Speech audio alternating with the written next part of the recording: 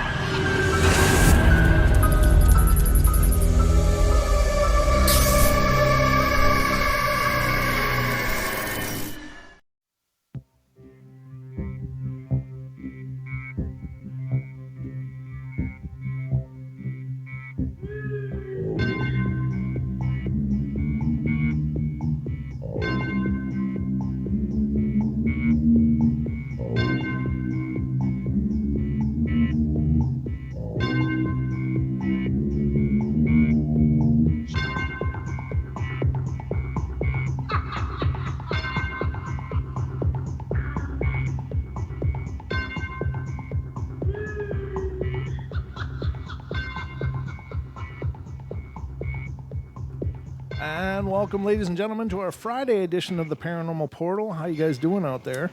I hope you're having a good night and have been enjoying your time here on our Friday night extravaganza here on TFR Live, iHeart, TuneIn, and TalkStream Live.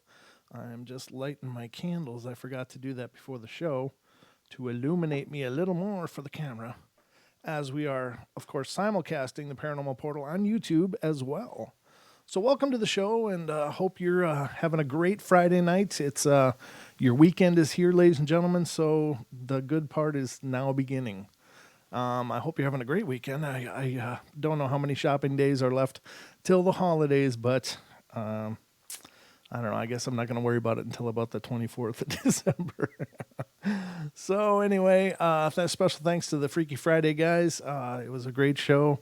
Always a pleasure to listen to you. Always an honor to follow you. And a special thank you to Chris and Cherie Geo.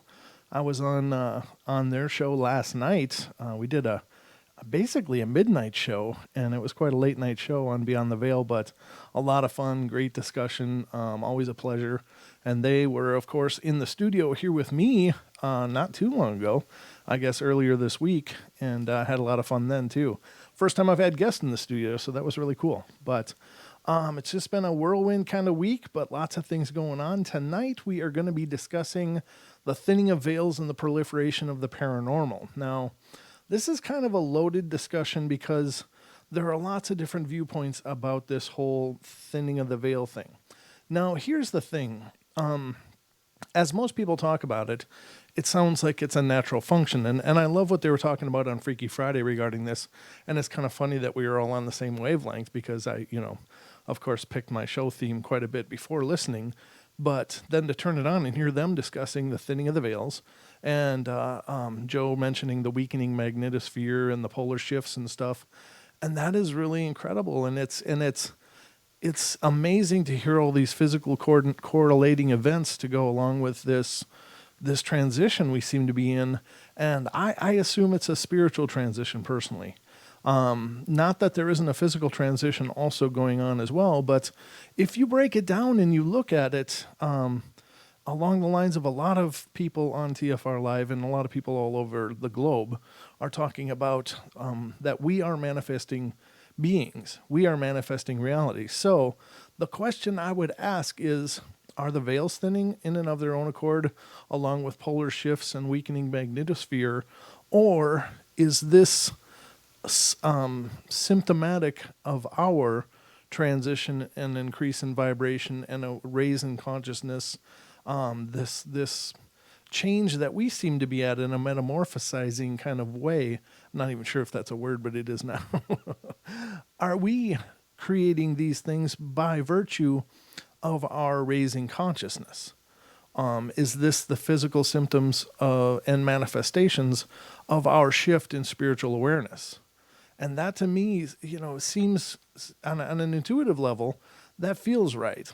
I can't say that it is. Of course, there's speculation all over the place, but I think that there's something to that. Are the veils even thinning at all? Or is it this expanding consciousness that we all seem to be going through in some way, shape, or form? Is that creating an awareness of what's beyond the veils is in that we have an increased awareness. Maybe the veils aren't thinning. Maybe it's us that's expanding, or maybe it's both. I just, I don't like to look at these things as if we are these little ants adrift on a stream and we just have to kind of go where the current goes. I think that we have profound ability, and if we are indeed creator beings, if we are indeed these amazing manifestations of, I don't know, for lack of a better term, divine light, if we are these things, then we have the ability to manifest them, and we do that either unconsciously, subconsciously, or some of us are working on doing it consciously, changing the terms of our existence. And some amazing things are going on in the world right now. There's a lot of amazingly scary things going on in the world right now, and I think that that's all symptomatic of this transition of spirit, in that people are frustrated. People are absolutely fit to be tied, because they know that whatever they were sitting in for all this time doesn't fit anymore. And so some people are waiting for someone to give them an agenda. Tell me what I'm mad about. Tell me what I should do because I feel so mad. And other people are looking at it holistically and going, okay, this is a shift in consciousness, and we can manifest this differently. We can direct this energy, and we can create with this abundance of energy. And now take that or leave that, whatever. It's up to you. My show isn't about changing paradigms. It isn't about changing philosophical thought or idea. But I think that intrinsically, anytime we share ideas, that may be a part of it, that things may change because of that. I'm just sharing with you what my reflections are on this. Now, there's no question that there is a proliferation of the amount of paranormal activities going on. But I would wonder, and that's kind of a misnomer in itself, because is there indeed more paranormal activity going on? Is it also a symptom of this changing of the veils or thinning of the veils or changing of consciousness, however you want to identify it? Or is this just a function of it not being so socially taboo to discuss anymore? Perhaps a lot of these things that have been happening all this time were never discussed because, of course, it was kind of, social suicide to talk about seeing a ghost. You'd be that guy over there that people whisper about, and get your tinfoil hat on. You saw what? A UFO? Okay. Good luck with your new meds. But I think that the social construct is changing around us, where people are becoming aware of these things, and as more people are, and as we're seeing this change in narrative in our popular culture, whereas there's more shows, there's more people talking about it, there's more channels that are involved in it, in bringing these paranormal things to light, and people are excited about it. Now, why that is, I guess, is probably a pretty independent thought. Jesus, I got a torch, not a candle. Look at that thing. Whoa. If you're on YouTube, you can see how tall my candle is. I'm going to have to trim that wick. But it was like, geez, I'm summoning spirits here or something, my God. But these are all considerations, and I don't pretend to know for sure. All I can do is speak to these things as they occur to me, throw ideas out, and let you guys come to your own conclusions. I mean, we all have our own truth. We all have our own version of truth. Truth is subjective, so my truth may not be your truth. What I see and what seems to make sense to me may not make sense to you, and that's perfectly fine. There seems to be a real movement of people to attack other people for having a different viewpoint, and I think that's an absolute tragedy, because we are not meant to be drone minds. We are not meant to be hive minds. We are meant to be independent and creative and vivacious and all of these things. And while there's so many people that would like to pound that away and try to ostracize those people that think differently, I know there's a lot of social issues involved in this as well. And I don't pretend to have the answers for that either, but I have my own opinions.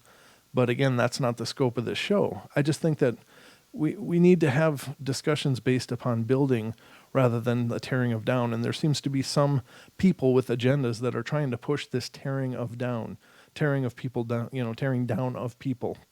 God, I almost stroked out there or something. My face is numb. My tongue just didn't work there for a second. But I don't know. I'm just throwing it out there as food for thought, ladies and gentlemen. But I think these kind of concepts are exciting. And of course, I think it's exciting that more people are talking about the paranormal, more people are claiming to experience more paranormal activity. I know that one thing with the Paranormal Portal is we've put together this amazing network of people, including psychics and sensitives and spiritual warriors and paranormal investigators. And I've on many occasions been emailed by people looking for help. And it's been really cool to have this collection of people that are, a part of the Paranormal Portal family that I've been able to go, hey, will you contact this person? Can you help them? And it's been amazing. Currently, I'm looking into an investigation near here that's going to probably be going on, but that's in the formative phases. But hopefully we'll be able to bring back some really cool things for you guys to check out too as a result. But a lot of things going on. So, what do you guys think about this kind of stuff? Do you think that there is more? Do you think that that it's just the same, that people are just talking more about it because it's okay? Do you think the veils are thinning? Do you think something dangerous is going on? Do you think we're in this evolution of consciousness? I'd love to hear your thoughts. So if you end up over on our YouTube page, I would love to hear your comments on those things. Please put comments on the videos. If you would like to stop by our Facebook page at facebook.com/paranormalportalradio, I'd love to hear your thoughts. I don't pretend to have it all figured out. And many times you, the listeners, have taught me a ton of things. And you guys have created a lot of awareness in me as well. So it's this community of growth and understanding. But we're going to get into this tonight and talk about some of these encounters people are having and discuss them as well. But I think it's personally really exciting. I think it's very exciting. It's an exciting time. That this transition that we're in is a huge time. It's an important time. And, while it's sometimes frightening, I really believe that we're on the verge of something amazing. I really do. From a real fundamental intuitive level, I think that we're onto something. And once we get through this transition, the world as we know it will never be the same, but I'm hoping that means a good thing. So I hope you guys are enjoying the journey. And I hope you don't mind that I started out on the soapbox, but these are all things that I wonder. And so a lot of the times I'm just thinking out loud. These are things that occur to me in questions that I have. These are differing viewpoints and point and counterpoint that I get in my head. So I'll just throw them out there to you guys. Food for thought, as they say. So the first one I'm going to bring to you tonight is a person that's seeing something, and we'll get into the narrative here. And it says, "My name isn't John. That's my best friend's name. Almost everyone has a best friend, but the thing is, most people's best friends are still alive. My friend John isn't alive. He passed away at the age of 2 to 4 years old in a car explosion with his mother and his dad. His mom died too, but his dad still is alive. And he just showed up in my house one day for no apparent reason. He just felt there was someone alive he could talk to. My parents say I've been talking to spirits my whole life, but when I was like 3 years old, I would just be trying to say something when nobody was there. I told someone in my class about it, and of course, God, this would be horrible. And he told the whole class, which is, oh man, that must have been brutal. Everybody made fun of me. I also had a friend named Allie, and she was really nice, like most girls. But she isn't the peppy kind of girl or anything. She's just a nice girl, and I'm only in 7th grade, and I have seen demons trying to hurt me and try to take over me. You probably don't believe me, and this sounds really silly, but I just wanted to say something. Oh, and I almost forgot, this psychic ability, or whatever you want to call it, originally came from my mother. And then he says, John wants to say hi to everybody. How are you? Well, here's the thing. With psychically aware people, and ladies and gentlemen, I think we're all psychic, and I say that all the time because I don't think it's good to draw distinctions between people based upon ability. I don't like that, and I don't think that's a helpful thing. We don't need to elevate people based on perceived ability. It's just that they may have been born with it more turned on than other people, but they are still just people.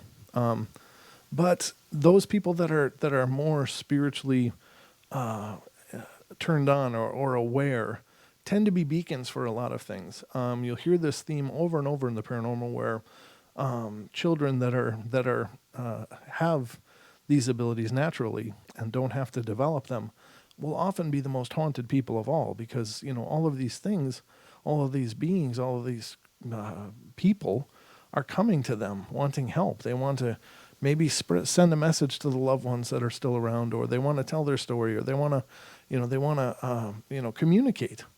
And it can be an overwhelming, horrible experience. And I'm sure that there's a lot of kids on medicine that were just simply disregarded by the medical profession, because the medical profession doesn't have room for this kind of stuff, this kind of spiritual awarenesses.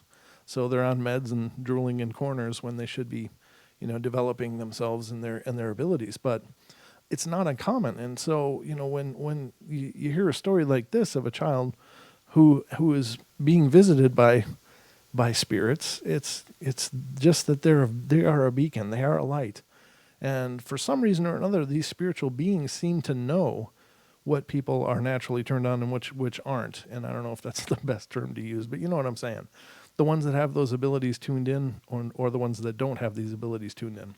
So they can see it. So there's some kind of energetic message or light or whatever that these deceased people, these people that are passed or other beings, can see that, and they can, of course, they will try to find those people and talk to them. So it comes up all the time in paranormal circles of these kids with these abilities that are absolutely tormented and haunted because they don't really understand what's going on. Now, the other part of this is that there's a lot of parents that also don't understand what's going on and don't know how to help their children, and so they bring them to these doctors that give them medication that turn it off. And that's a really unfortunate side effect of that. But hopefully this proliferation of paranormal in our world will help people come to an understanding that there's alternative ways of dealing with these kind of things. And of course, helping these children that, just need someone to, help them figure this out. It's got to be incredibly scary. I mean, it's got to be incredibly scary. So, and you think back to the movie like The Sixth Sense. I mean, Haley Joel Osment, and it was just a movie, but they did such a great job of portraying that kind of torment and that kind of the fear that so many children claim to experience in these same circumstances. So by watching that movie, I think you gain at least a sense of empathy for, children that are born that way. Just my 2 cents, of course, but I think so. This one's another one. Now this one talks, and ladies and gentlemen, this seems to be a trend as well in this time, in this age that we're in, that we're seeing, and you hear these terms get thrown around all the time, these indigo children, these crystal children, these star children, and there's all these terms floating around for, these children that are born being so awake and aware and spiritually present and active, just naturally. Is that another symptom of this changing of consciousness, or this transition that we're in? Many people believe that these children are sent here as teachers, as guides, and are helping us to move in the direction that we're supposed to go. And maybe that's true. I don't know. It seems like a hell of a burden to put on a little child, but they seem to be these little bright lights. But excuse me, I think that all children are bright lights. I think they really are, and I think perhaps maybe all children are born with these things turned on. Perhaps we all were, but when you think about parenting, and Don and I have had this discussion many times, because this was something that Don had experienced growing up. It's the, geez, there's a monster under my bed, or there's a monster in my closet. No, there isn't. Now, that's a function of a parent trying to reassure a child, and it's not bad in and of itself, but the repercussions of those kind of statements are saying whatever you're experiencing or whatever you're perceiving, it's wrong. You're perceiving it wrong. You're not correct. Turn it off. Shut it off because it's wrong. It's not there. You're imagining things. I had to watch my own behavior, and I caught myself doing the same thing. My little one, when he was about 2, maybe 1.5, 2, right in that range. He said that he really didn't have much of a vocabulary, but there was a period where he would just open like wide eyes, look into an empty room and go, monster, monster, and point. And initially, I caught myself saying, there's no monster. But then I had to stop and I had to go, wait a minute. Maybe he is seeing something, and what am I doing by saying that? So instead, I stopped myself and I said, do you see a monster in there? He says, yes. And I said, do you want me to go in there with you and we'll see if we can make the monster go? And he said, yeah. So I held his hand and we went in there and we told the monster that he had to go away now because he was being scary and that wasn't a good thing. And he felt so much happier. I mean, and I felt much better too because I was just trying to be a good dad and reassure my child. But it was that statement that I had to catch myself making. It's like, it's not so much the words that you're saying, it's what does it mean to the child? Well, it's telling them to not trust their own ability, their own sight, their own gift, their own, intuition. It's telling them that it's wrong, it's not real, and you're basically saying shut that off. And I don't know. To me, that's not doing them any favors because I think a spiritually aware child grows into a compassionate and loving adult, hopefully. But not that compassion and love doesn't come other ways too, but you know what I mean. I don't think we do ourselves any favor by crippling our children. And it's not done, with dark intent or anything. It's just done as, we have to instead of shutting that off in them, just try to be there and supportive with them and help them understand and come to terms with it. But again, my 2 cents. So this one is, my daughter is now 16, but when she was 4, I allowed her father to take her out of state to visit a family before she started her kindergarten. When she came back home, she had hours and hours of things to tell me. And I stopped her on one of those things she was talking about and asked her to tell me more. She told me about a lot of cars all smashed up, and there were police and fire trucks everywhere, and she described as best she could at her age the machine called the Jaws of Life. Obviously, they must have witnessed a terrible car accident on the interstate, and she continued by saying, it was too late, though. That lady was already dead. I was more than a bit irritated with her father. Assuming he had made an offhand remark that she had picked up on, and I asked her who told her, and she said, nobody told me. I saw the pretty lady come out of the top of the car and fly away. Okay, enough said. She didn't seem too concerned about it, so she hasn't mentioned it since. The next thing that happened was about a year later in the summer between kindergarten and first grade, and her grandparents took her to the beach for a week, and when she came home, I said, look at you, you're brown, referring to her tan, and she said, well, Mommy, you're orange. Puzzled, I said, no, you're brown and I'm peach. I got a very scornful look, especially from a 5-year-old, and was informed, not your skin, Mom, your color. Later, I discovered that an orange aura can signify happiness, and I certainly was feeling happy at seeing my little girl after a week, and I'm pretty certain she was seeing my aura. And that's really cool.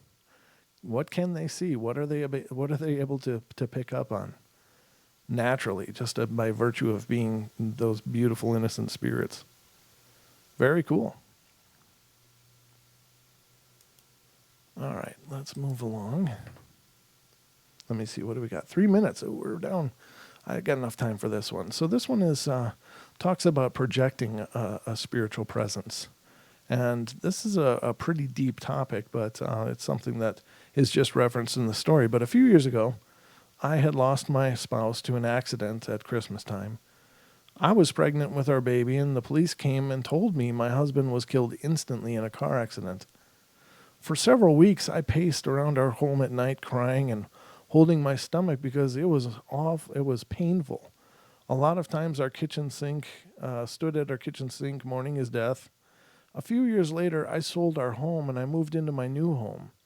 A neighbor came and told me one day that she met the owners of my old home at a yard sale, and they had told me that their house was haunted. They saw every year around the holidays a pregnant apparition crying and pacing around the house. often in front of the kitchen sink. The women who bought the house said she had pains in her stomach in the kitchen. Oh, that's wild. Now, ladies and gentlemen, that's a residual haunt.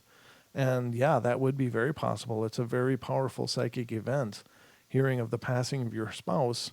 And of course, our feelings, when we experience such profound feelings, they radiate around us. And in parapsychology, they speak of a stone tape theory, and that is where objects can absorb those psychic impressions and repeat them. And that's what a residual haunt is. It's not an intelligent haunt.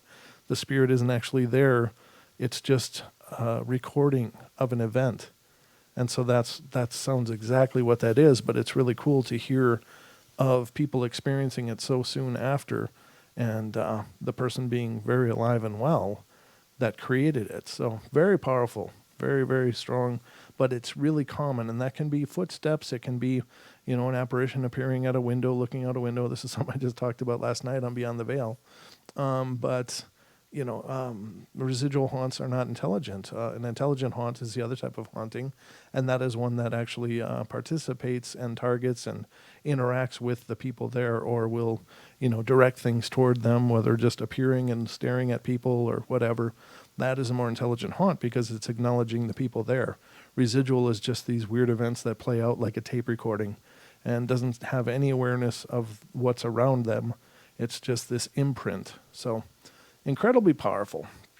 But we're about moving to our first break, and if you'd like to see the Paranormal Portal as it happens, head over to our YouTube page, youtube.com/Paranormal Portal, and join the chat room. Otherwise, if you're on TFR, iHeart, TuneIn, and TalkStream, if you're on TFR, you're probably already there, but you can go to tfrlive.com/chat, and the chat rooms are filled in both places. Great people having amazing discussions. So we'll be right back. Don't go away for more of the Paranormal Portal.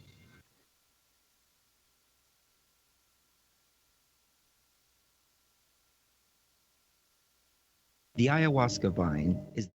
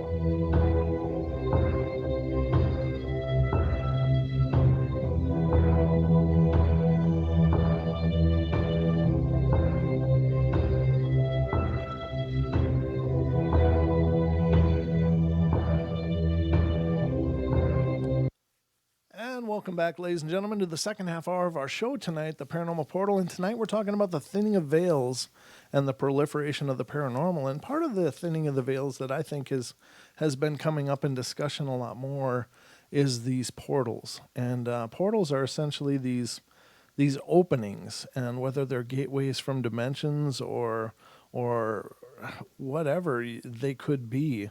I guess gateways between dimensions would be the most accurate description as far as we understand. But there seem to be areas of the world that have these portals which are more naturally occurring and have been known to occur for quite a long time.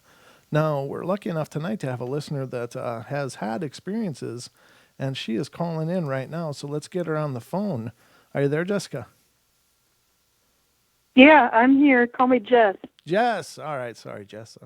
Welcome to the show, Hey, and thank you for calling in. No problem. Okay. And I'm just talking about the Sedona vortexes. Uh-huh. It's like spiraling energy in the earth. Mm-hmm. It's kind of interesting, and scientists haven't been able to, to figure it out, Right. where this energy comes from. Okay. And I've been to Airport Mesa. It's masculine energy.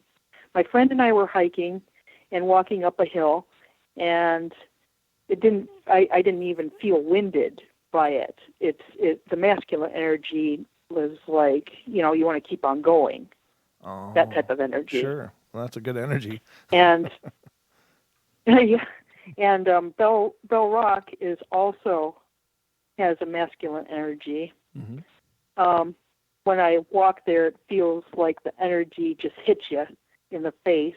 Oh, wow. It's also supposed to be a hub for UFO activity, but I haven't witnessed anything there per se. Uh-huh. That's really Do you have any questions? Well, what I'm wondering is how would you identify these vortexes? Are they just basically energy wells of perhaps lay? They're like energy. There's positive energy vortexes, mm-hmm. and there's negative energy ones. And I've only been to the positive ones, which is in Sedona, and I've also been to Kauai.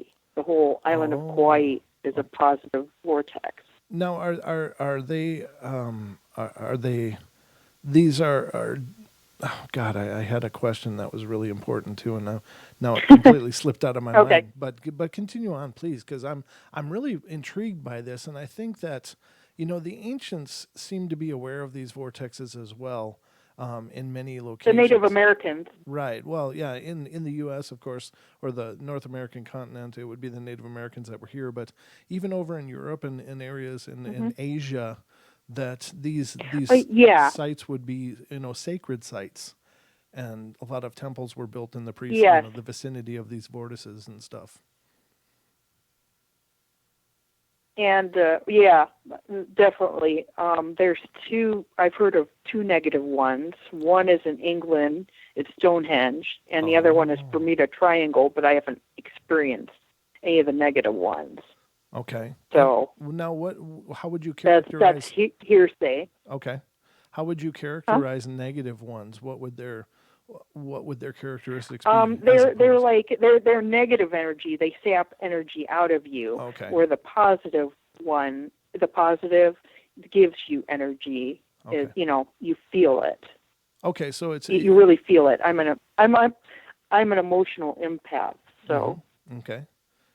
And so you feel the draining when you're around the negative one, and you feel the abundance when you're on the positive ones. But I've never. Right. I've never been to the negative ones, but I know it's draining, draining energy. Right. It's meant to bring you down, you know what I mean? Right, and that's exactly what I'm getting to, is that it's not necessarily necessarily negative in the form of being evil. It's just a function. There's like two very polar opposite functions of these different types of vortices. Yeah. Okay. But think of Bermuda Triangle and how many ships it's taken down and how many airplanes it's taken down. I've heard a lot about that. Right. That's kind of scary. Yeah, it really Think is. about it. It really is, and there's other areas that seem, they always seem to be identified with these, the use of the word triangle, like Bermuda Triangle. There's supposed to be a Michigan Triangle as well, Yeah. which I would assume would be a location of a Yeah. negative vortex as well. Yeah. I've heard of some of them, but Right. the most powerful positive one is Sedona compared to Kauai. On Kauai, I just felt like it feel good energy, and I felt like $1 million there, basically. Yeah, On Kauai. I was on Kona Island a few years back, and I gotta tell you that even being there, the natural energy was just so abundant and powerful that I can't imagine what it would have been like to even be closer. But I felt the same. Sedona is very powerful. Oh, I can't imagine. That would be And amazing. Sedona, it's not just just the vortexes. It's all of Sedona. The energy is surrounding it, and also it kind of affects Oak Creek Canyon as well. The small town of Oak Creek Canyon. Oh, okay. Okay. So it's not just limited. It's not just limited to those places, but these are the power spots, right. shall we say? Right. So, And go ahead. And there's two more to mention. Please. Yeah. Cathedral Rock I've been to is feminine and electromagnetic since it's near water, and it's basically receptive energy and relaxing, and a good place. I've seen a lot of people meditate there. Oh, neat. Okay. So yeah, and the other one, huh? No, go ahead. What were you going to ask? I was going to just ask the differentiation between the masculine and the feminine, and of course, as the masculine seems to be a more the masculine is uplifting and energetic, whereas feminine is the receptive, relaxing energy. Oh, okay, great. Thank you for helping to clarify that. Yeah, good. Yeah, sure. And Boynton Canyon is the most powerful of the vortexes. It's masculine and feminine energy, so it's a balance of both. Mm-hmm. And a friend and I were hiking, and I felt relaxed at first, the feminine side, and then I just wanted to keep on going. The energy spike hit me, like the masculine side, right. And I didn't feel winded in going in or coming back. I felt like I wanted to run like a marathon. That's how much energy it was. And also, there was kind of a time anomaly. We were out there for it felt like a couple hours, to be honest. Uh-huh. And then when we got back, the time was way earlier, just a half hour. And I sensed sometime that time stopped. And that was very odd. I just felt really odd. It was really odd that time kind of stopped somewhere. Right. In between. That's very powerful. Wow. Is that a commonly reported? Yeah. Is that commonly reported in terms of the vortices like that? Not that I've known, but that's a very powerful vortex. Right. Right. Yeah, that's pretty amazing. And my most. Do you have a question? No. That was just saying that was amazing. So, go ahead. Okay. My most powerful, profound experience was after I visited Cathedral Rock with a friend, and we went to this place called Slide Rock. Oh. Okay. And where people go to slide down the rocks. The water's quite cold and the dips are quite deep. Oh. But anyways, we went there. This is my first time I've ever been there. Uh-huh. I got to talking with this maintenance guy. We got into a conversation that ended on how people litter and, just, place stuff and just throw stuff in water in such a nice place. And that's when I felt a strong presence come in.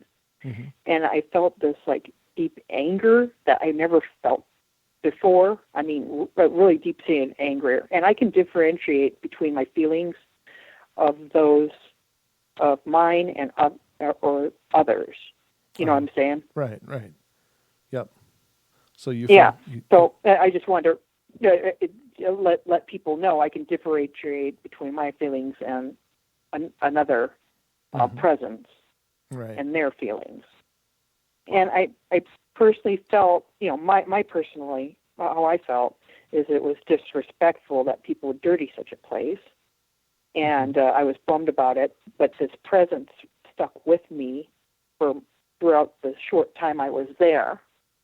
And let me tell you, I thought, the feeling was fading. Mm-hmm. And it was like, I thought just when it was fading and I thought it was gone, I went into the water, and as soon as I put my head down, a voice said very loudly to me, "This place is sacred." Wow. And I about almost jumped out of the water. I mean, if my friend wasn't there, I may have jumped out of the water, but my head popped back up. I was just in shock. Yeah. And it was loud and clear, and it said it in my head. I heard this place is sacred, and then the presence was finally gone. It was weird. Wow, that's really powerful. It's one of the creepier experiences. Yeah. Yes. But I suppose, though, if it's a sacred site, I'm sure that there is. We just did a nature spirit bedtime stories from beyond just last night as well. I heard that, but I don't know if it was, or maybe it was a Native American spirit that was kind of a guardian of the place or something like that. Right. Yeah, and that could very well be too. It's kind of weird. Mm-hmm. Well, now I do have a. Oh, go ahead. Yeah. I was just going to say in graveyard and No, go ahead. Go ahead. Okay. I was going to say in graveyard lore, they say that the first person buried in a graveyard becomes the guardian of that graveyard. And sometimes they would bury a dog. But there's no graveyard around there. Right. That's the thing. Sure. But I've never seen any graves or anything around that place. So. Right. No, that's true. But it's just a beautiful area. Yeah. It's just a beautiful area where people, come to slide down the rocks and go in the water. Right. Right. To swim in the water. Right. Yeah. Very cool. Now I do have a question for the chat room and all you guys, and even you. Sure. Here's my question. Okay. Do you feel like certain rocks or stones have healing properties? What do you guys think? I do for sure, and I'm just going to answer for myself. But I think that I've always been absolutely fascinated and compelled to look for stones. And I grew up on a lakefront property in Minnesota, and one of my pastimes throughout my entire life has been walking the shores and looking for distinct and interesting rocks or things that resonated for me. And I've always found stones and rocks to be incredibly powerful. That they have an energy, they have a presence of their own, and I think that they could very well be healing. They could very well be many things, but they seem to be repositories of energy to some extent. Yeah, I believe there are some. I've never really delve into it. Like, for example, petrified wood supposedly helps with back pain, that type of thing. Okay. There's an example for people. Sure. Wow. But I don't know what the chat room. Belief rose quartz can heal a broken heart. That's pretty cool. Right. Yeah, I know a lot of crystals. What does Obaki think of all this? Hi, Obaki. And a shout out to everybody in Arizona that's watching. Absolutely. And a shout out to all the peeps, Deborah and all that, and Don. Okay. Yeah, there's some people that are responding. Yeah, it's some people really believe in crystals more so than rocks, but a lot of rocks have crystalline properties to them, or have a crystal content in them, and so there's definitely a bleed through in there between rocks and crystals in a lot of cases. So, but yeah, a lot of people, practitioners of holistic healing, use crystals a lot. And that's pretty much a similar thing. Gentry said he needed some petrified wood, or she did. Gentry, I need some petrified wood. That's funny. I didn't know. Hi, Pixie. Glad to see you. I didn't know that petrified wood is good for back pain. That's really good. I'm gonna have to get some myself. So Yeah, I kind of learned. I kind of read something on that. I don't know if it's true or not. Another thing I'd like to touch up on, sure. the rocks that you feel, you just pick them up from these places. They pulsate with energy. You can feel it. I think it's even in colder weather. It's strange, but it's true.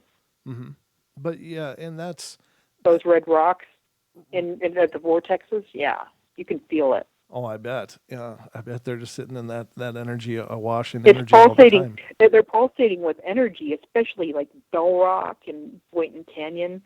hmm Yeah. Oh, I can believe it. Yeah, that's really powerful and really cool. Is there any more questions for me? I don't have any personally, but I really appreciate you taking the time and calling to be a part of the show.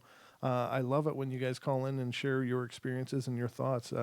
It definitely adds to the dialogue and adds to the the community of the portal. So thank you so much, Jess. Oh, Ruthie said petrified helps protect you from EMFs too. Oh, Ruthie said that. That's okay, interesting. that is really interesting. Wow. Yeah, we have we also have a petrified forest in northeastern. It's Holbrook in Arizona. Oh, You know okay. that petrified forest. That's Yeah, right. we have. That's pretty cool. That's a pretty cool place. It's not a vortex or anything, but it's a pretty cool place to check out. It's northeastern Arizona, Oh, okay. Holbrook. Excellent. Well, thank you so much, Jess, for calling in and being a part of the show. I really appreciate you taking the time to do this and to share And with us all. and I appreciate you having me on. It's pretty cool. And Well, you have an awesome show. thank you. Well, we're all, you're part of the family, so it's wonderful to hear from you, and thank you so much for being a part of the show. Is there any other questions anybody has? No, I think that's great though. But thank you so much, Jess. Okay. All right. Okay. Have a wonderful night. Great show, and I'll be listening in for the rest. All right. Thank you. Thanks again All for right. the opportunity. Oh, for sure. Anytime. Call Take in. care. Bye. Okay. See ya. Very cool. And thanks so much for calling in again. That's really cool. I love to hear from you guys. I see there's another call on the board, and I'm not sure what this call is here. So let's just get to it. It's area code 585. You're on the air. And 3, 2, 1, and you're not on the air. Okay. I don't know. It's been there for the whole show. I saw it was there before I even started the show. So it may be somebody that's listening through the listener line, but they got the wrong number. That's okay.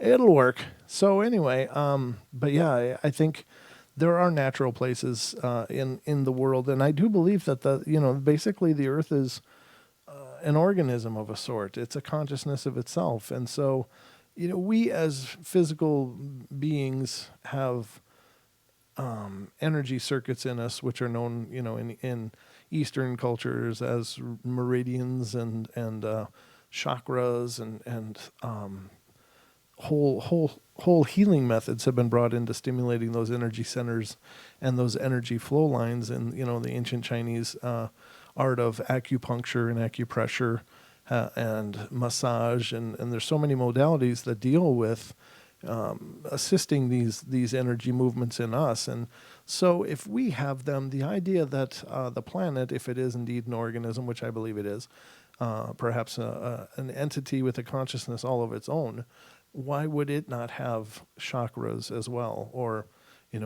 energy vortexes, so to speak, that would be the ebb and flow of its natural energy course? And how does our activity impede that or affect that, as living on the surface and, all the wonderful things that human beings do to this beautiful planet? I don't know. But it's everything, as long as it exists, in my opinion, it has a consciousness. I don't pretend to be able to identify that consciousness, and I know there are those that believe in the idea that this is a construct, and I don't disagree with that. I think that that's probably true. That we are creator beings, we manifest it, et cetera, but as it exists, in this realm, it is a consciousness of some type. Whether you believe in the NPC idea, and if you subscribe to that, and that is part of your philosophy and your outlook on things, and that's very valid, could very well be. But I think you have to regard all things as having consciousness, and all things should be treated with respect and reverence and kindness and so on and so forth. Now, and the inversely, I think there are things here that are also working to undermine any kind of progress and development, and that of course is a negative. But we are an integral part of all of this, and if we are creator beings, which I believe we are, then we are more than just a part of it. We are the manufacturers of it. But now you have to consider that we're not dealing with individual consciousness. We're dealing with individual consciousnesses. And so we have these points of convergence of all of our creator beings working together, whether in concert or not. We are all creating. And whatever you project out, of course, becomes manifest into the world. And so, there's obviously a lot of anger and vitriol and suspicion and doubt and a lot of people being absolutely activated to the point of hysteria because of them subscribing to ideas and belief systems, and that of course can be quite detrimental. But I think that we have the ability to come together and to calm it all down, and hopefully get this all under the working in concert is what I guess I'm trying to say in a very roundabout way.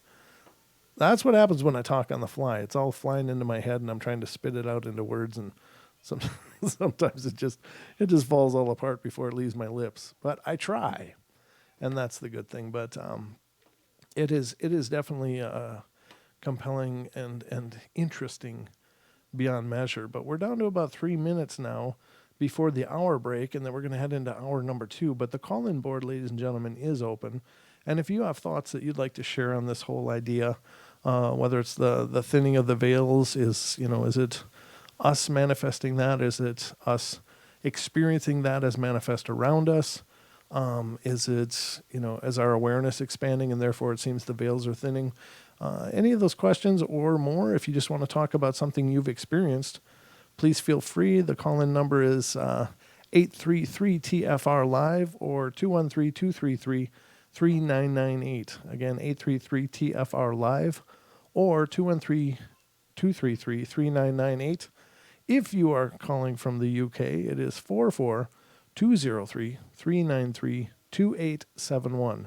Again, 44203-393-2871. So there's many options. But again, I can't unfortunately watch the chat rooms too much when I'm doing this solo, and that's one of the things when I really miss Don is because he really helps me keep an eye on those chat rooms and bringing your conversations to the show through the chat. But I'll do my best. And if there is something, if you're in the YouTube chat and you want to make something known to me, please let Pixie know. She can let me know. Or if Don pops in there, he can let me know. But there's a couple options there. But I just, I get so many screens and things going on when I'm doing the show that I just can't read the chat and talk and do everything. But we do tomorrow night, ladies and gentlemen, have Mr. Jim Mount joining us here on the portal. And he is a UFO researcher and contactee. And he's been on the show once before, and we had a lot of fun and some great discussions. And it's just a really unique things that he's experienced and some amazing knowledges that he's bringing to the table. I don't know if knowledges is the right word, but it's the one I'm using. It's all I got right now. But he'll be on tomorrow night with Don and I. We'll be welcoming Jim here into the portal at 7 p.m. Pacific Standard Time. And that's going to be a great show. And then I've got a bunch of them lined up, and they're taking shape all of the time. I got several more shows that are coming together here. Next Friday, a week from tonight, we're going to have Mr. Jeffrey Seelman on the show. And Jeffrey is an exorcist. He is a real deal exorcist, and he's going to be joining us here on the Paranormal Portal. He's been on TFR a few times on several different channels, been on many different shows, but just a really, really interesting guy. And He's done some amazing things. He's experienced a lot of amazing things. But he's going to be on the show next Friday, so a week from tonight, to discuss his experiences and hopefully give us some tips and pointers and ideas about what's going on and how best to avoid those dark things. So all these things are coming up on the portal. It's just really been exciting. Lots of people coming on and lots of knowledge, lots of gnosis and sharing of ideas. So we're going to go to our hour break, ladies and gentlemen. So don't go away. We'll be right back for more of the magic that is the Paranormal Portal. Don't go away.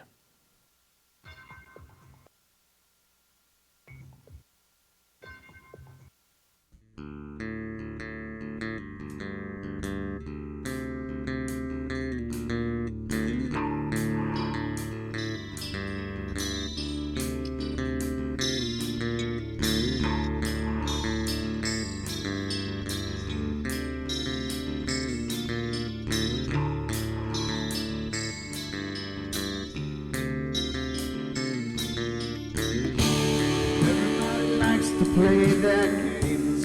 Everybody loves to place their bets.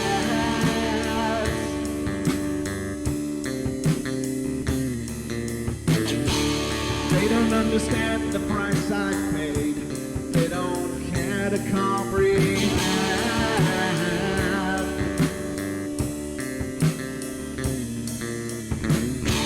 Trace their lines upon my body, dripping scars across my heart.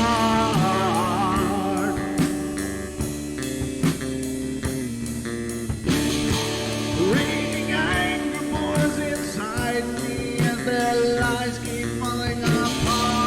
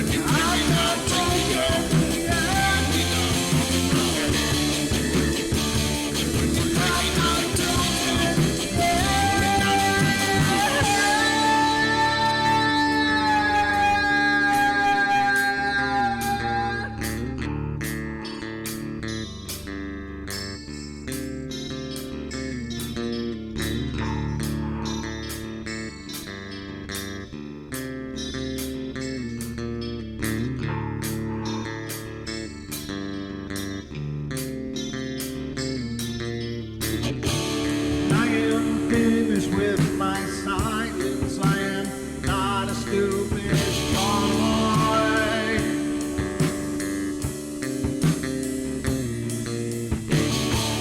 No more breaking me with kindness, just you dance upon my joy.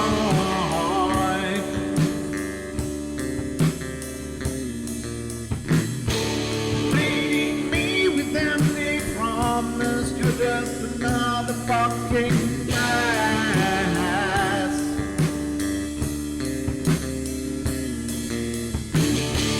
Take another slice of my sanity, just make sure that you're well fed.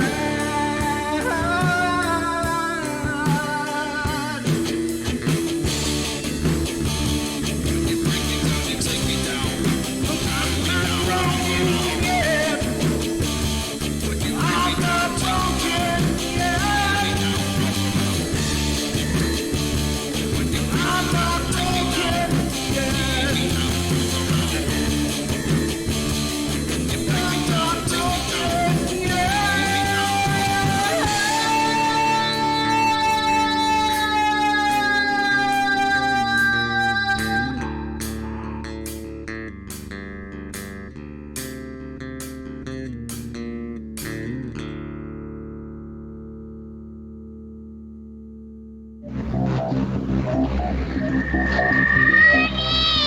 I can't see you, Mommy.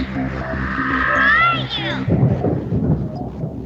I've never sensed anything like it.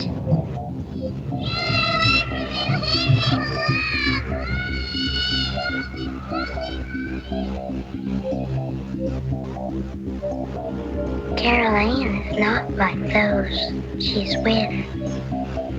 They're attracted to the one thing about her that's different from themselves. Her life force. It is very strong. It gives off its own illumination. It is a light that implies life and memory of love and home and earthly pleasures.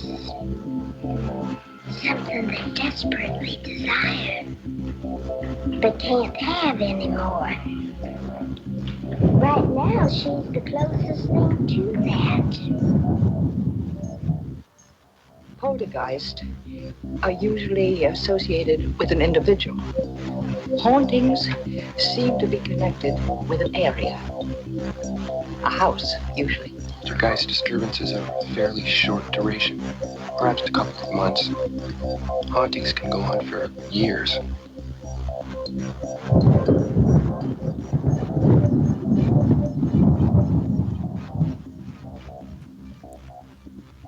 And welcome back, ladies and gentlemen, to the second hour of the show tonight. I'm your host, Brent Thomas. You are watching the Paranormal Portal, and it is Friday night, and this is live and unrehearsed. So the magic that you're seeing, I'm just making it up as I go.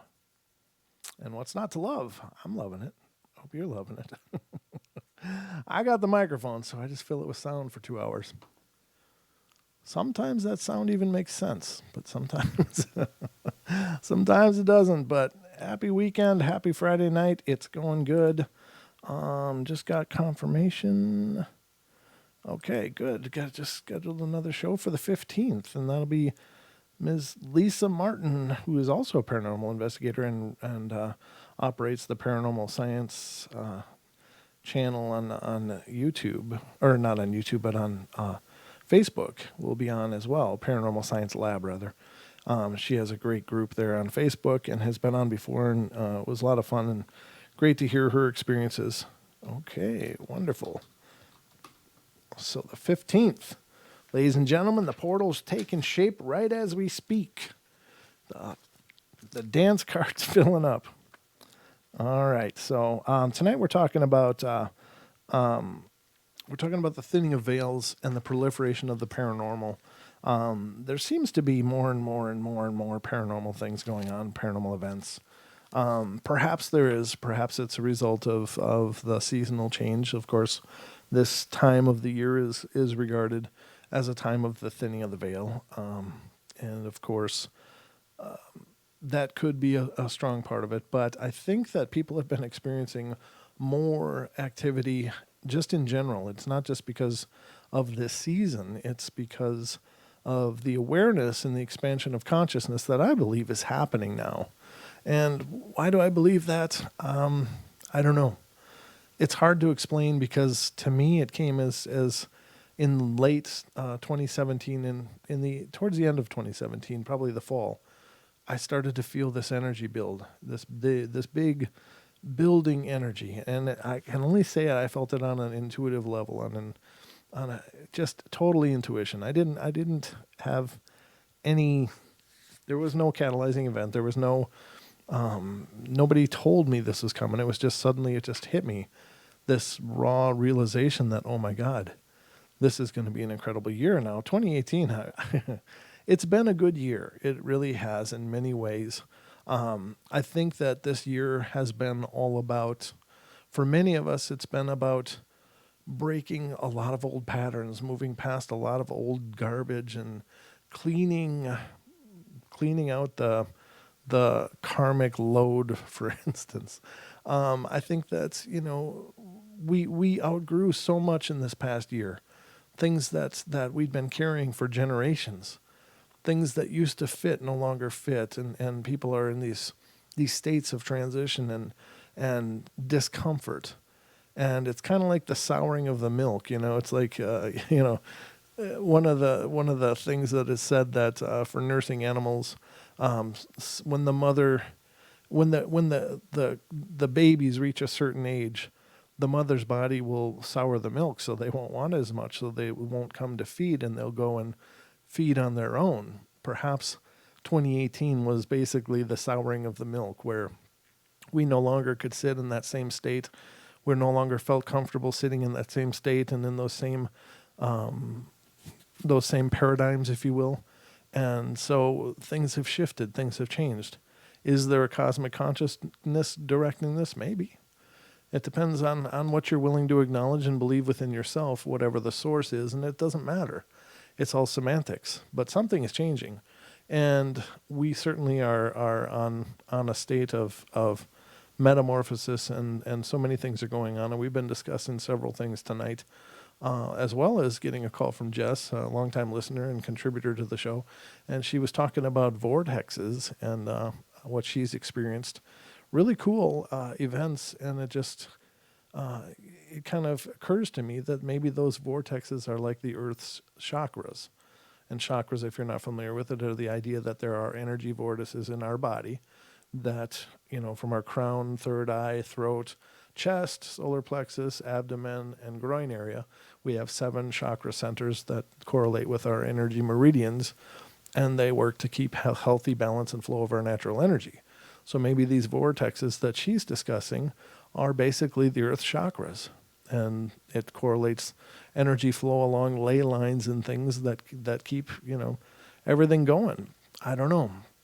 Very, very interesting, very, very compelling idea and thoughts. And I love it when you guys bring things to the table, when you guys bring things to the discussion, because, it all grows. It all builds on each other. My ideas build on your ideas, and your ideas build on my ideas.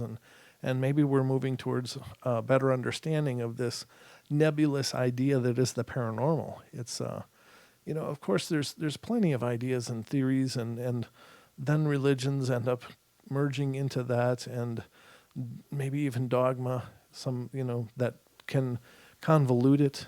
I'm not putting down any religions or any ideas.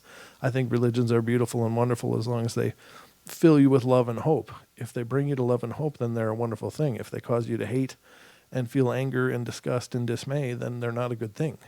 But that's like anything.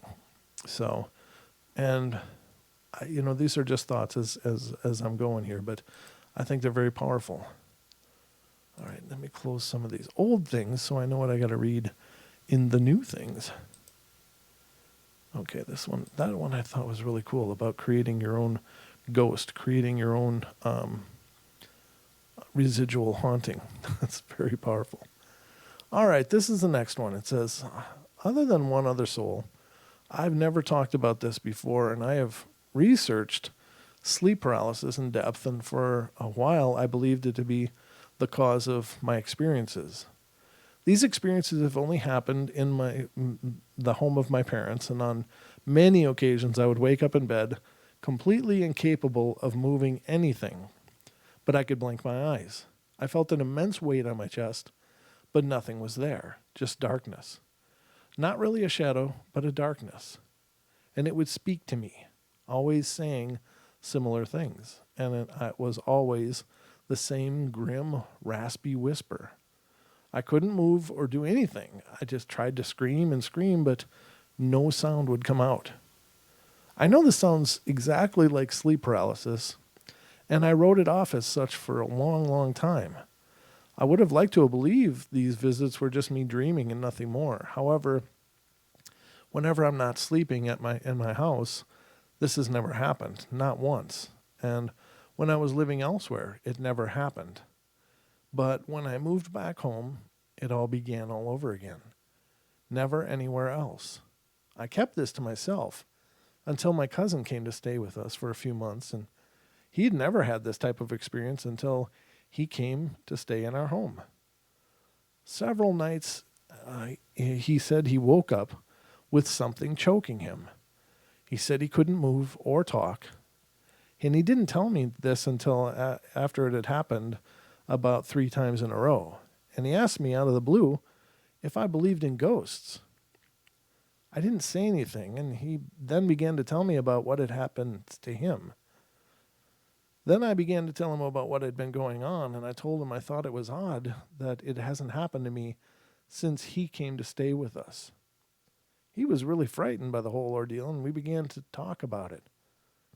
The thing that really bothered me is how he was explaining exactly what I was going through without me saying anything to him about it. Even the types of things in which it said to him were almost exactly what it was telling me. Even the voice matched the one that I had been hearing. Now, up to this point, I guess a person could chalk this all up to sleep paralysis or some other rational explanation. But what happened next, however, is way more chilling and much harder to rationalize. While we were discussing this, I noticed a sharp change in the atmosphere of the room. It seemed very cold suddenly, but only in one part of the room and nowhere else. I don't remember exactly what was said right before the noise, but we were talking about ways to get rid of it, and when we were silenced by a strange growling sound. It did not sound like anything else I've ever heard in my entire life. The best way to sum it up would be a high-pitched wail like a cat in great pain. The noise seemed to move around us like it was moving towards the door. And he looked at me strangely, and then suddenly my door slammed shut. It was wide open, and it rapidly closed, and I mean hard. This all happened within several seconds. Since that day, neither he or I have had a similar experience. I sleep way better now and haven't had anything even remotely similar to this happen to me this day. This happened to me that day, nor has my cousin. That's strange that it would stop all abruptly just because they were talking about getting rid of it. Very, very odd, but it doesn't sound like the traditional, it sounds like traditional sleep paralysis in the old hag theory. That the old hag theory was that, it would come and sit on your chest and choke you and draw your life force as you were paralyzed in bed. Of course, traditional sleep paralysis in terms of psychology would be that you're kind of stuck in a REM state but aware of your body, but your body hasn't quite woken up yet. And so it's still in that in-between phase. And while that might explain some of it, I'm not ever dismissive completely of scientific explanation, but I don't think that because it can fit one explanation, it can fit all. It can't serve as an explanation for all things. And certainly this event would be one of those where not only had they experienced it, but she only experienced it in this home, in this one location. This is the only place this person, I assume it's a she, but I don't know, I guess, but only experienced it at that parent's house. And whenever she lived anywhere else, never happened. And then when she returned home again, years later, it happened again. And then was ongoing until the cousin moved in, and then it stopped happening to her and started happening to him. So this is obvious. It seems to be, I can't say obviously, but it seems to be directed towards a person. And for whatever criteria this thing chooses the person, it does sound like some kind of, negative entity that would be drawing that fear and that panic as far as sustenance. Now, there's many that believe that these dark things feed on us, that we are like a buffet, but they need to make us afraid first. And for some reason, these things have the ability to affect our ability to move, perhaps only coming out of the dream state. Maybe it can lock us in a state so that we can't, quite get to the fully awake state. Like it interrupts the energy flow, the conscious energy flow, and kind of locks up the body while it does whatever it does. I've had sleep paralysis experiences for quite a long time, and I know what this feels like. And I'm here to tell you, it's about the most helpless you'll ever feel in your life, because you can't even twitch a finger, you can't do anything. It's even hard to just change your breathing to maybe get somebody's attention. It is the most isolated, helpless feeling you'll ever have. It was, I don't want to say terrifying. It actually made me really upset. I felt really indignant about the whole thing. Like, how dare you? How dare you do this to me? I never gave you this permission. This is not okay with me. And so I had learned how to fight through this and how to break through it. And it would take a hell of a lot of concerted effort, but I could do it. And then when I finally did wake up, I was absolutely exhausted because of all that continual exertion to break through it. But even when you do wake up from it, if you can break free of it, you still feel like you're going to just fall right back asleep, and you can't let yourself do that. Because what would happen was I would fall back into that same state again and have to wrestle out again. So what I learned is that once you break free of it, and I was able to do it by just something as stupid as just wiggling a pinky, and then locking onto that in my mind and hanging onto that sensation, and then moving it down and moving the whole finger, and then moving other fingers, and then moving my hand. And once I could do that, I could, get everything else rolling. But it was horribly humiliating. It felt, I guess that's the best way to put it. I felt humiliated, and just indignant. So once I learned how to break free of that, and it came back several times, and I had to fight through it. But as soon as I could fight through it really quick, that was about the time that it pretty much was done. But the final time I broke free of it, I remember sitting up in bed and seeing this shadow in my doorway. And I remember projecting all my anger at this thing, and it just disappeared. Boom, was gone. And that was the last time I recall having that experience. There was one other thing in there, but I'll get into it another time. It was quite a long, drawn-out story in its own right. But these beings, there are several types of beings that seem to subsist on us. That we're just like a Big Mac. That's about it. But you got to learn how to defend yourself. So let's see what's going on here. All right, so continuing on. Let's keep this ball going. This one is another one. This one's coming out of Australia. Speaking of Australia, after the show, make sure to stick around into TFR, iHeart, tune in, and TalkStream Live, because Nikki Colombo will be coming on with her show, and she's just a lot of fun to listen to. You got to check her out. She's a really cool, just energetic spirit, and she does a great job on her show. That's a lot of fun to listen to. A lot of great energy. So it says, I'm 16 years old, and before I can remember, my family always insisted on weekend trips with friends into the country or out on the coast. So when October holidays 2 years ago came, we were off to the Woodhouse homestead in Adelaide Hills. Excuse me. I love the old buildings ever since I was little, but upon reaching this one particular house, I couldn't help but feel a little resentful and nervous as I entered the front door.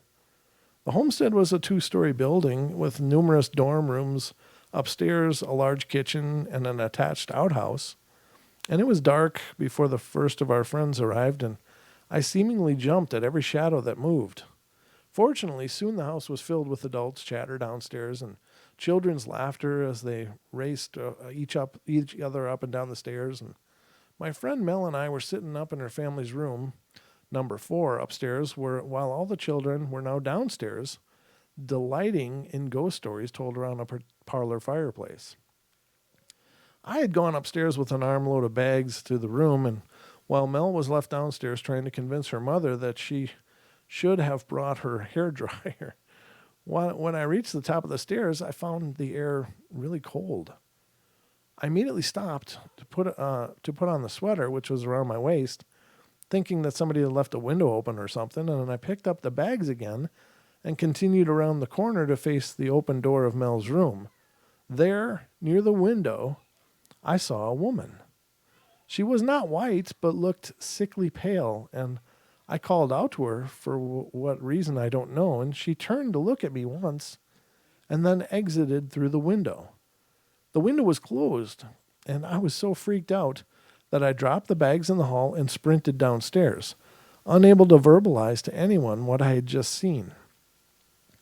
The next morning after the restless night, which I'm sure I heard wailing and crying, and I was the first awake in the house getting dressed, I found myself walking down to the front hall and opening the guest book of the table just inside the front door. In it, I found a description of a murder-suicide conducted in the late 1800s. A man who had owned the house had been pushed out the east window by his jealous new wife. The man, it seems, had been spending time in town with a mistress. The young wife had thrown herself out the window after her beloved when she realized the full extent of her actions. Well, that's a good recipe for a haunting. And I'm not laughing because it's humorous, but I mean it's just the stereotypical. My God, if there's one emotion that has probably created more hauntings than any of them, it's love. Well, that's not necessarily true. It's the feeling of betrayal, I suppose. But God, people in love just get crazy, and I don't know. I don't even know what that means for sure. But it's just like, wow, it always seems to center around somebody being unfaithful. Then the stupidity starts, huh? All right, so that's that one. I hope you enjoyed it. Now this one's a short one, but I hope it's good. Let me see. I gotta pull up the... There we go. Now I can see it. God, we're already down to 5 minutes. Where the hell did the time go in this half hour? Lord, ladies and gentlemen, the time flies here in the portal. But, God, it goes quick. Let me check the call board, make sure. I have some calls, and it's actually Diane's on the air. Wait, no, MCAT is first. Let's get to MCAT first. Hey, MCAT, you're on the air, brother. Hello? Mr. MCAT? Hey, how are you? There you are. Sorry about that. I just thought, hey, I better check the call board. And then I see it's you and Diane are both there. Diane, I'll get you your call after this, but we got about 4 minutes before the break, brother. So if we hit the break, just hold on the line and we'll pick it up afterwards. What's going on tonight? Yeah, no problem. What's going on tonight, brother? Oh, same old thing. Yeah. Yeah, just driving around in Texas, you know. Well, I wanted to bring something to your attention that Please. I do a lot of reading while I'm on the road because I've got all this time all day long where I'm just driving. And one of these things I found out was there's an idea it's a theory called the now I can't even remember it. It's the participatory anthropic principle. The guys who developed it. I'm sorry, you're and breaking. the idea is that You're breaking up just a little bit there, brother. Are you there? Yeah, I am, but you were breaking up a little bit. Go ahead.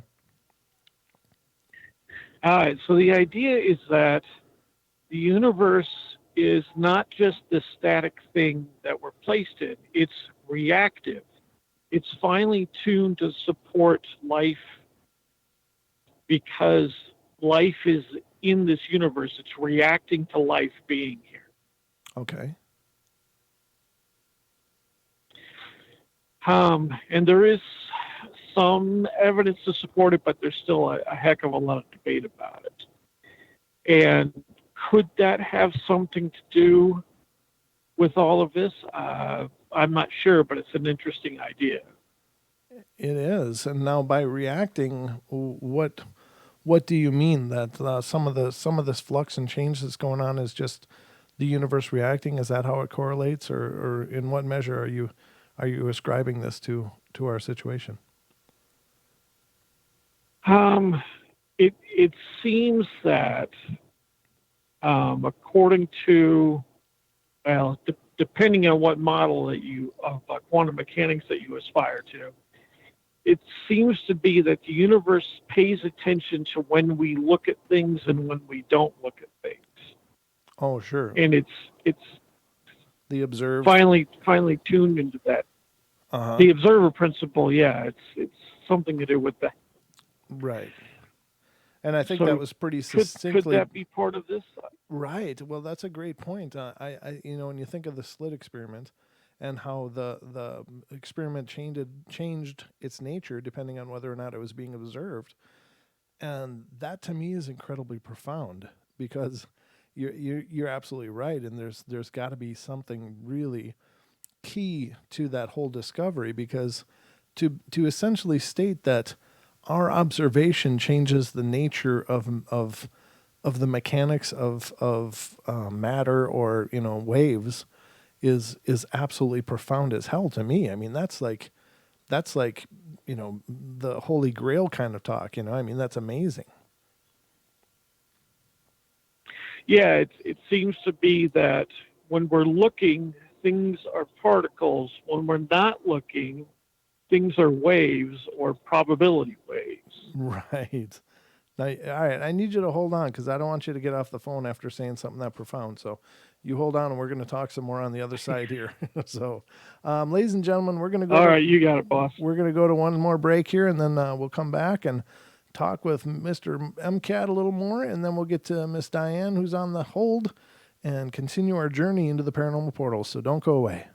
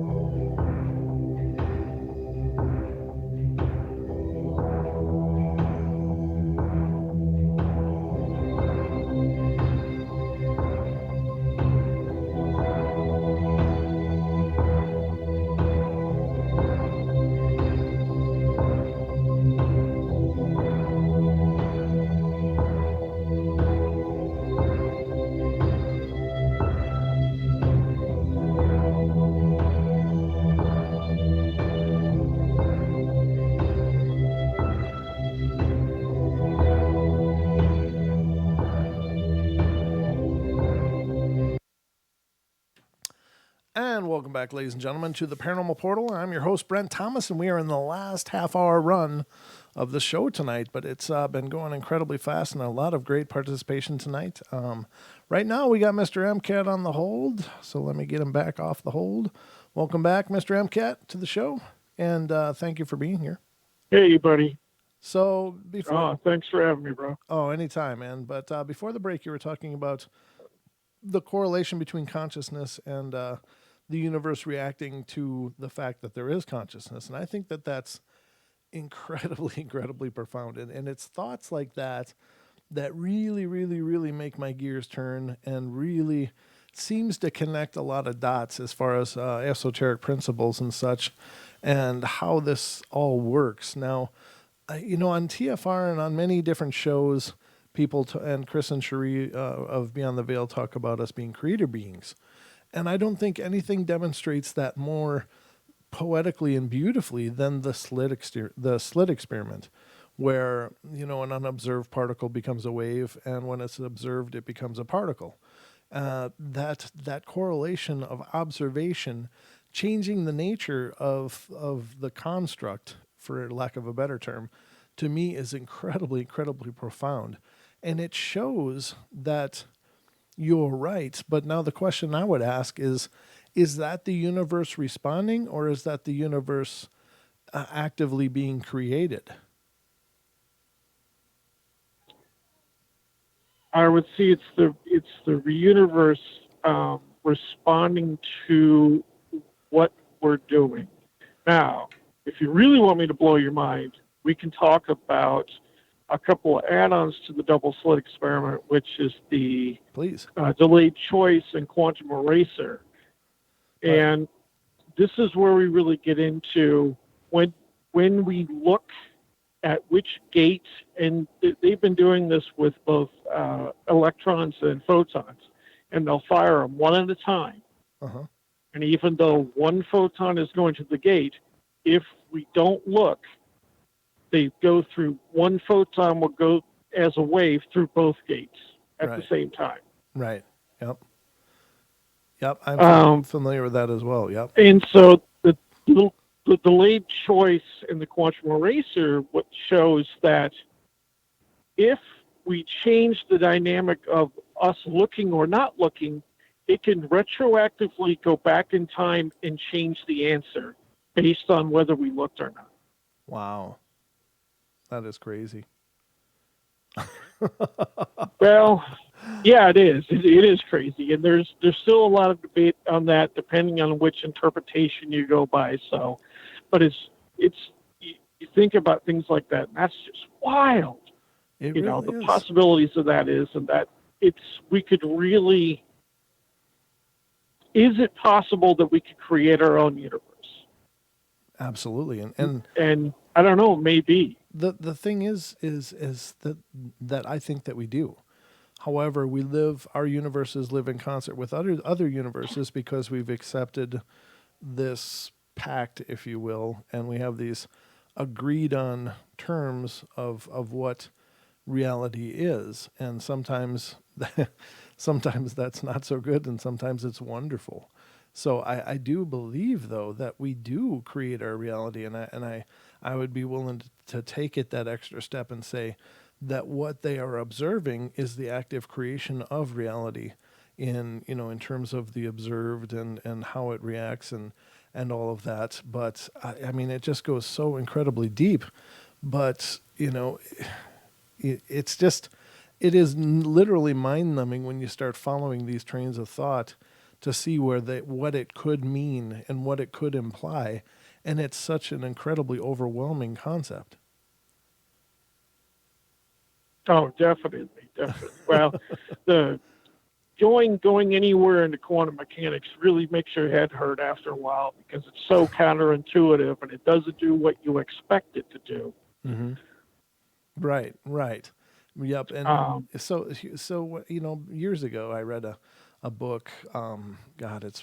What is the title of it? Beyond the Quantum, or whatever. And they were talking about quantum mechanics in this book, and it was explained pretty well, so that me being a non-scientist, I could at least follow the principles and thoughts of it. And it occurred to me that what if there is no motion at all of matter, and what we're seeing is just the motion of information, so that we perceive that motion of information as matter moving, but what if it's just information that's moving?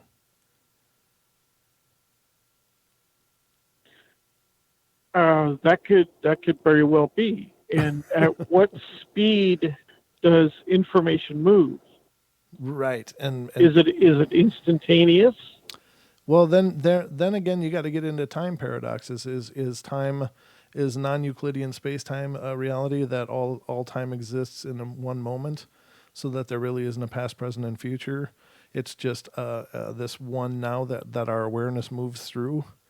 I mean, it just gets so deep, and it's just like, oh my God. Well, yeah, because you've got, time is really our version of time is kind of a byproduct of our central nervous system, because it's just the way we're put together.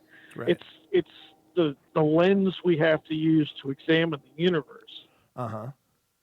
Well, here's the thing that occurred to me, and this is what kind of leads me to the idea that maybe there is something to this whole idea of all time existing in one present now, and that includes from the time of the birth of the Big Bang to the eventual collapse of the Big Bang.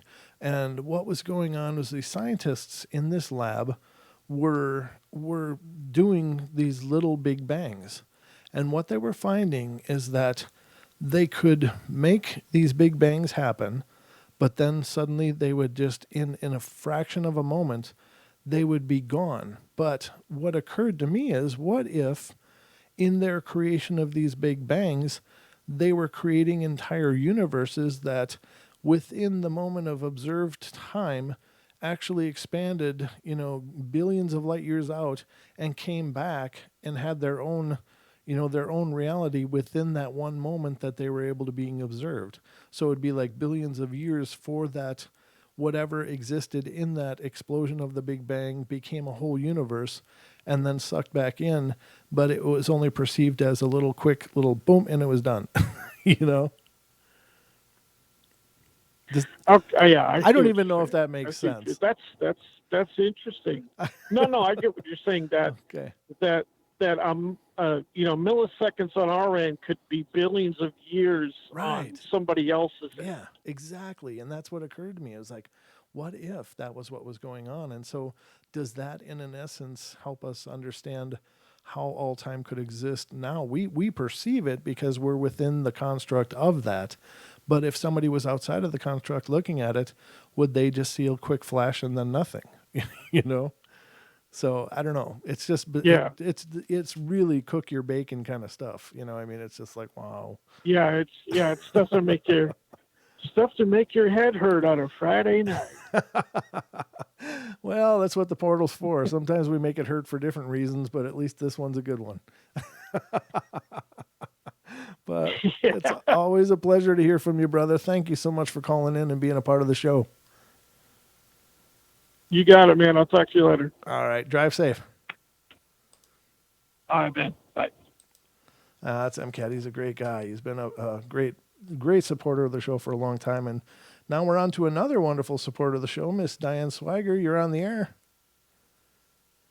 Hi. Can you hear me? I can hear you. How you doing? Great. Good. Well, welcome to the show.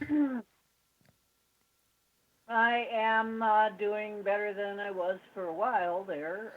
But, yeah, I had a couple of stories I was going to tell you about things that have happened since I called in last. But please. Since we're being profound, I think I'm going to start right out with more mind-blowing.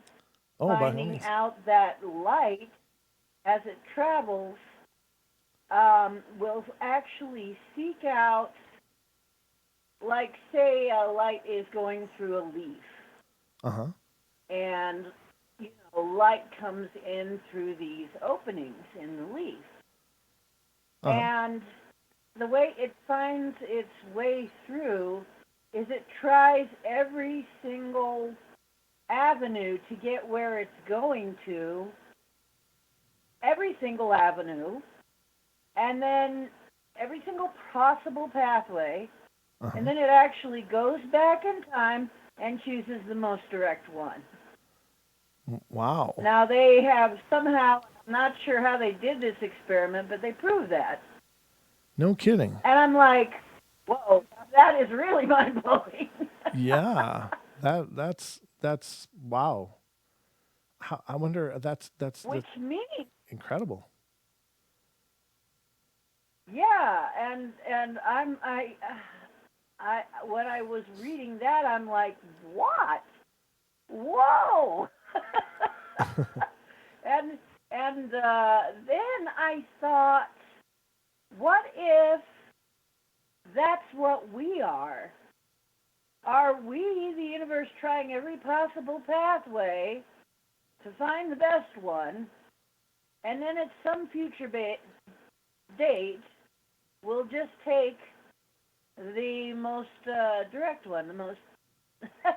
Wow. Is that why there are all of us? It's because light or energy or intelligence or consciousness or whatever is taking every possible pathway? Wow. I don't know. It's a weird thought, isn't it? It is, but it's incredibly profound. It's really amazingly profound, the idea that all expression of life could just be this one universal consciousness trying all possible approaches. Yeah, and I thought if it would explain a lot. It would explain so much. I'm like, because we wonder why would it be like that? Why, I have a song about it actually, but maybe someday I'll put that online so people can hear it. Cool. But the group that I sang it to was pretty amazed. It's like, whoa. But yeah, I have a song about how it happened that we had more of us, so many of us, why that it was. But anyway, yeah, well, I thought I had to keep up. I had to do something to keep up with them cat there.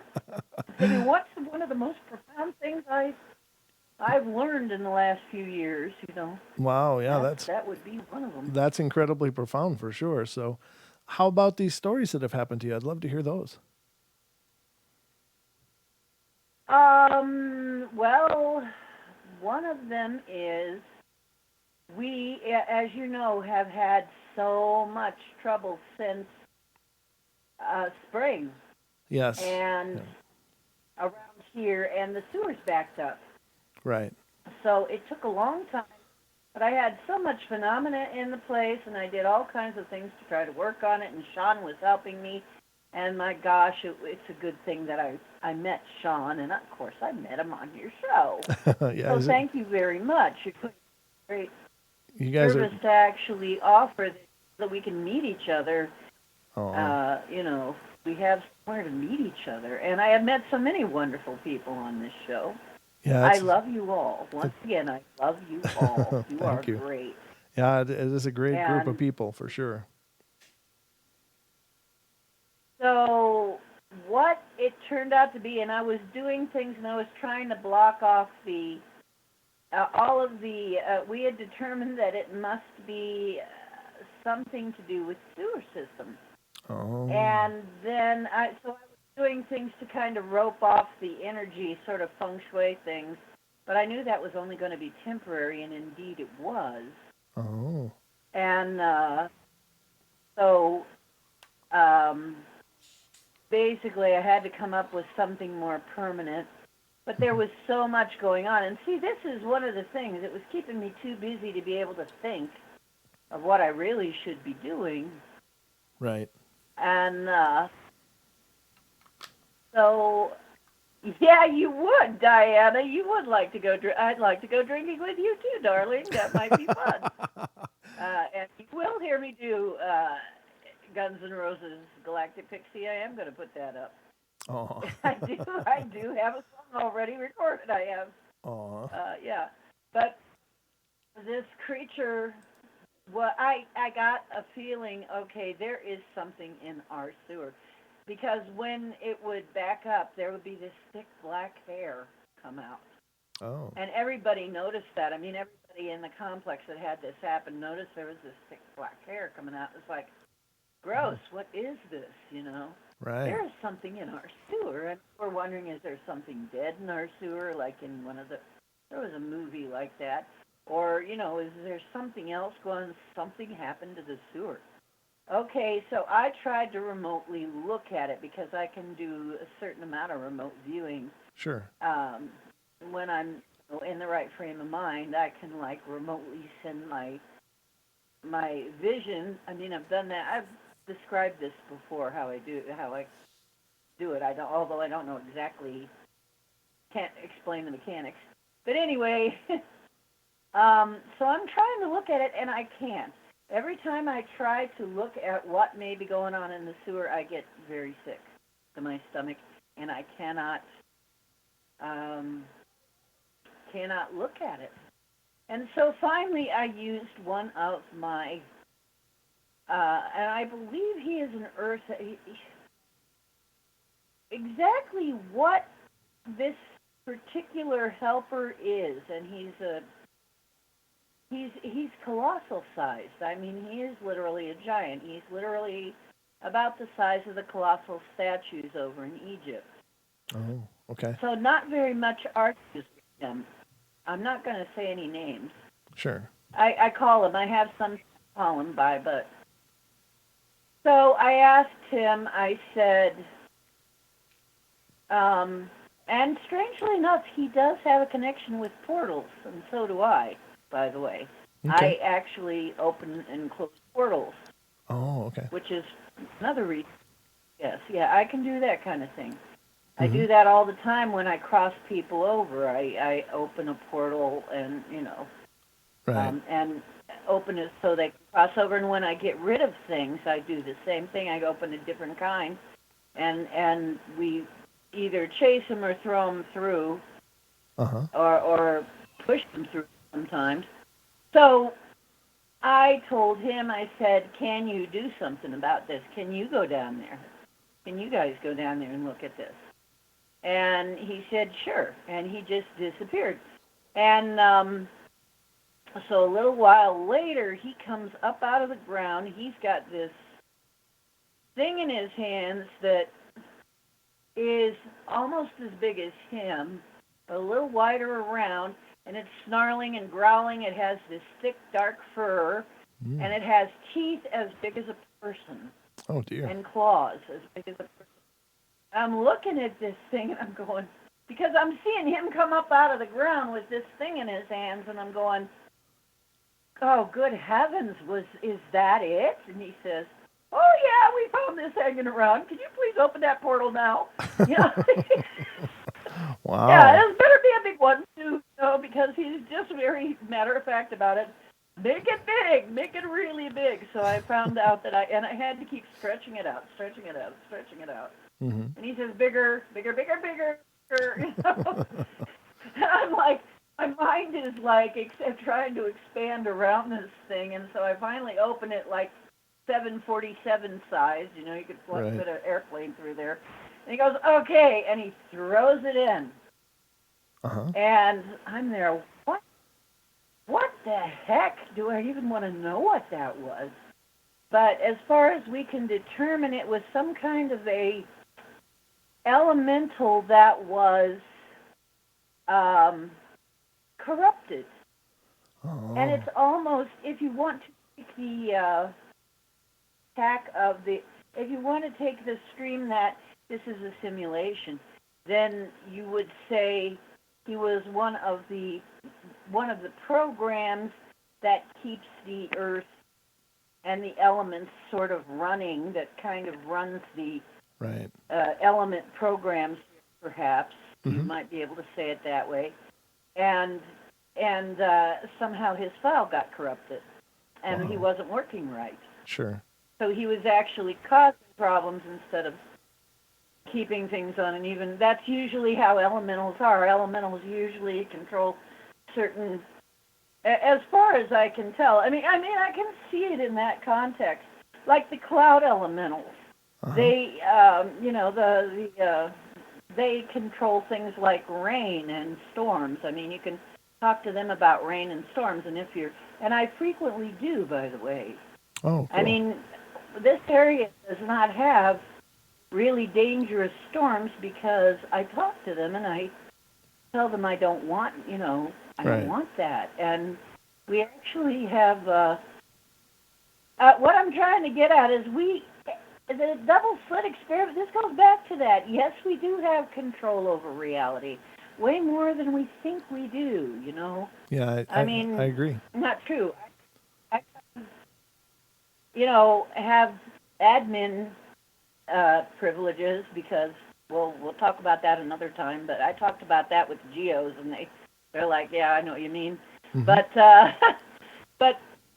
I look at that and I go, well, yeah, we can influence things, and we've got to wake up. And I've been getting told by my guides, which I did some. Now I know how some people feel about channeling, and even me too. But I did channel some people, some beings that said that they were our relatives, and they told me a lot of things about this sort of thing. And the reason I trust them is because they came in, they said, we're not going to give you any names. We don't want any new religions starting. We don't, we're just going to give you information. We're going to drop you some tools to handle things.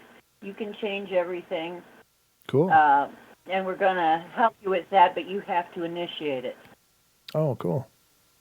So basically, we, as the people who live here, have to initiate these changes. We have to learn to do our own initial push, and then these other beings will come in and help us, or programs, or whatever you want to think they are. Mm-hmm. But I also got another idea that what if these programs are actually based on real beings? I mean, the beings really exist, sort of like Doctor in Star Trek. Oh, right. The Doctor... The hologram, yeah. Yeah, there's another profundity if you think about it. What if these programs are actually based on real entities? And it's kind of like the Doctor program. It's like this program is based on something real. Right. This is the person who created this program. Okay, so basically then you know how there were fires in the West. And I hadn't tried it for a while, but I asked the clouds, hey, I know there's a big cloud city over L.A. Can you go? And this is how the Indians can do this. I had a grandmother, native grandmother. She always, she wasn't my blood grandmother, but she was a native grandmother that I knew. Sure. And she would do the deer dance, and it would always rain. Oh, cool. So I knew it was possible. So I asked them, I said to the clouds, I went out and I talked to the clouds, and I said, I know you got a massive cloud city over LA. I saw it when I was in the airplane. Can you douse that fire? The humans are suffering. The land is burning. It's horrible down there. It's an inferno. Can you rain? Mm-hmm. And I was talking to Sean about this, and Sean was saying, well, it's so... The clouds are so high, they can't rain. They never come down low enough to rain on us. I said, well, just be the receiver, and I'm going to see if I can get rain out there, because I've done this before. Uh-huh. The last time I went there, they were in a drought, and I got it to rain. Cool. So I sent it over, and he said he got like a little splash. They got some splashes in the desert. Oh, cool. Where they never get any. Uh-huh. And where the fires were got a deluge. Wow. And excellent. I could tell it took a couple days, though. It took a couple days for it to get there. It was almost like the weather patterns had to reconfigure themselves so they could do that. And like a couple days later, I hear this guy say, oh, it looks like rain is finally coming. And I'm like, yes, it is. Just hold on. We're getting it. We're getting it. All right, Dee. Well, thank you so much for calling in, because we are all out of time. So I love you bunches, and thank you so much for being a part of the show. Okay. All right. So talk to you later, dear. Okay. So anyway, yes, you can affect things. Okay. All See right. ya. Take care. Thank you. Uh, All right. And that's Dee Swigert. She's a wonderful person and has been a great member of the Portal family for a long time, and it's really fun when she calls in. But, ladies and gentlemen, that about wraps up our show tonight. Again, stick around for Nikki Colombo coming up next year on TFR iHeart. Tune in and TalkStream Live, and Don and I will be back again tomorrow night, 7 p.m. Pacific time, to bring you the Paranormal Portal with Jim Mount. But tonight here on TFR iHeart, tune in and TalkStream Live. Nikki Colombo, and then later on, Jimmy Jean into the Microcosm, all coming up here on our Friday lineup. So, love you all. Be good, be kind, be nice. Take care of each other, and we'll see you tomorrow night.